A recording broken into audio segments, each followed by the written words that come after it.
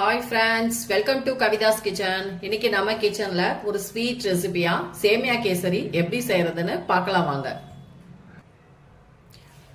அடுப்புல ஒரு பேன் வச்சுட்டு அதுல 3 டீஸ்பூன் அளவுக்கு நான் நெய் சேர்த்திருக்கேன். அது மெல்ட் ஆயிடுச்சு. இதுல நம்ம உலர் திராட்சையும் முந்திரி பருப்பும் சேர்த்துட்டு லைட்டா நம்ம ரோஸ்ட் பண்ணி எடுத்துக்கலாங்க.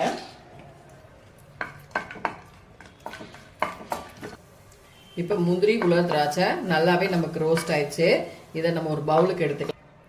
இப்போ இதே நெய்ல 1 கப் அளவுக்கு நான் சேமியா எடுத்திருக்கேன். இது வறுத்த சேமியா தான். லைட்டா ரோஸ்ட் ஆனா போதும்.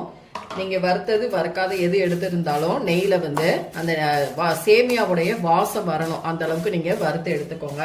அப்பதான் கேசரி நமக்கு டேஸ்டா இருக்கும். ஃப்ரெண்ட்ஸ், இப்ப பாருங்க சேமியா நமக்கு லைட்டா ரோஸ்ட் ஆயிடுச்சு. இதை வேற ஒரு பிளேட்டுக்கு மாத்திட்டு நம்ம ஆரம்பிச்சுக்கலாம். ஃப்ரெண்ட்ஸ், சேமியா வறுத்த அதே பேன்ல நான் ஒரு 2 கப் அளவுக்கு தண்ணி சேர்த்துக்கிறேன். 1 கப் சேமியாக்கு 2 கப் தண்ணி பெர்ஃபெக்டா இருக்கும். நீங்க எந்த கப்ல மெஷர்மெண்ட் எடுக்கிறீங்களோ அதே கப்ல தான் நம்ம சேமியா, சுகர், தண்ணி எல்லாமே எடுத்துக்கணும். இப்ப இந்த தண்ணி நல்லா கொதிக்கட்டும். இப்போ இந்த கொதிச்சுட்டு இருக்க இந்த தண்ணியிலே நான் கேசரி பவுடர் எடுத்திருக்கேன். நீங்க கலர் பவுடர் சேர்க்காமலும் செய்யலாம். ஆனா நல்லா கலர்ஃபுல்லா இருந்தா குழந்தைங்க நல்லா விரும்பி சாப்பிடுவாங்க. அதனால நான் கேசரி கலர் எடுத்திருக்கேன். இப்போ நம்ம தண்ணி கொதிச்சிருச்சு. வறுத்த சேமியாவை இதுல உள்ள சேர்த்துக்கலாம்.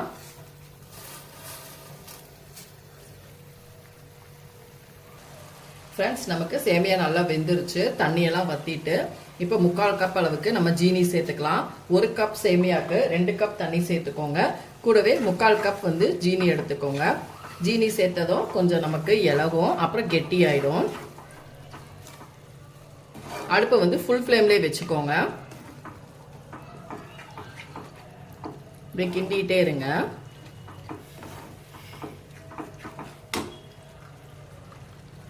இப்போ இதுல நான் இன்னும் 1 டீஸ்பூன் அளவுக்கு மட்டும் நெய் சேர்த்துக்கிறேன். ரொம்ப சிம்பிளா செஞ்சிடலாம் ஃப்ரெண்ட்ஸ் சேமியா கேசரி. அதுவும் இல்லாம டேஸ்டும் சூப்பரா இருக்கும். இப்போ இது நமக்கு கொஞ்சம் கெட்டி ஆகணும். கூடவே 3 ஏலக்காய் நான் தட்டி வச்சிருக்கேன். அதையும் சேர்த்துக்கலாம் வாசனைக்கு. ஏலக்காய் தூள் மட்டும் நீங்க கொஞ்சம் லாஸ்டா சேர்த்துட்டீங்கன்னா கொஞ்சம் ஃப்ளேவர் நல்லா இருக்கும். அதனாலதான் இப்ப இந்த தண்ணி நமக்கு நல்லா வத்திட்டு நல்லா கெட்டி ஆகட்டும். ஃப்ரெண்ட்ஸ், பாருங்க, பார்க்கும் பொழுதே எவ்வளவு கலர்ஃபுல்லா அல்வா மாதிரி இருக்கு பாருங்க. நல்லா சூப்பரா நமக்கு வந்துருச்சு. இப்போ நம்ம ஸ்டவ் ஆஃப் பண்ணிடலாம்.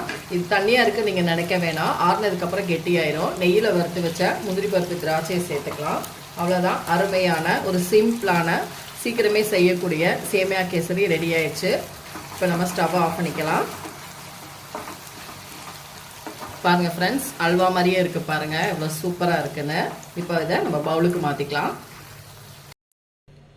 ஃப்ரெண்ட்ஸ், பாருங்க எவ்வளவு சூப்பரான ஒரு சேமியா கேசரி குயிக்கா ரெடி ஆயிடுச்சு.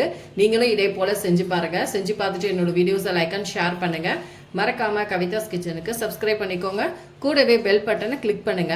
அப்பதான் நம்ம போற எல்லா வீடியோஸும் உங்க நோட்டிபிகேஷனுக்கு உடனுக்குடன் வரும். பாருங்க, பார்க்கும் பொழுதே எவ்வளவு எம்மியா சூப்பரா இருக்கு பாருங்க. குழந்தைங்களுக்கு ரொம்ப பிடிக்கும். நீங்க இந்த மாதிரி செஞ்சு கொடுங்க. டக்குனு கெஸ்ட் வந்துட்டாலும் கூட நம்ம இந்த மாதிரி ட்ரை பண்ணலாம். செஞ்சு பாருங்க ஃப்ரெண்ட்ஸ். அடுத்த வீடியோல உங்களை சந்திக்கிறேன். தேங்க்யூ.